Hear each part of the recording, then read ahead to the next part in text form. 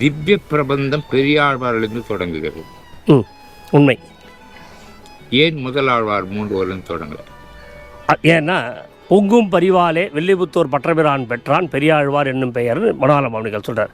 So அதுதான் அந்த வாத்சல்ய மனோபாவத்தை காமிச்சு கொடுத்தவர் பெரியாழ்வார். பகவானை வந்து அந்த கிருட வாகனத்தின் மேலே யானையில் ஏறி வரும்போது பொற்கிழியை அறுத்துட்டு வரும்போது பகவானை பார்த்த உடனே கண்ணெச்சில் பட்டுடுவோன்னு சொல்லிட்டு பல்லாண்டு பாடினார். அதுதான் அந்த பெரியாழ்வாரோட ஏத்தம். பெரியாழ்வார்னு கூப்பிட்ற பேர் தான் அவர் விஷ்ணு சித்தர்னு பேர். ஆனால் அவர் பாடின பாசுரங்கள் திருப்பல்லாண்டு ப்ளஸ் பெரியாழ்வார் திருமொழி பாசுரங்கள் வந்து 461 பாசுரங்கள் இருக்குது.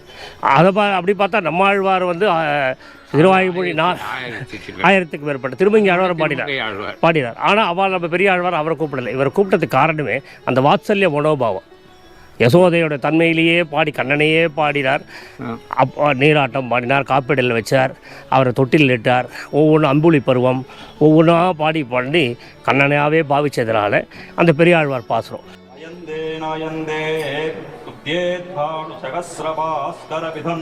சுப்ரண்ண புண்ட்ரோஜ்வலம் கௌஷேயாம் பரசோபிதம் சுரசிதம் சோபாய ஞானப்பிரான் ஆழ்வார்களேத்தும் யவராகத்தனியொருவன் பதம் பணிந்த பெருமா.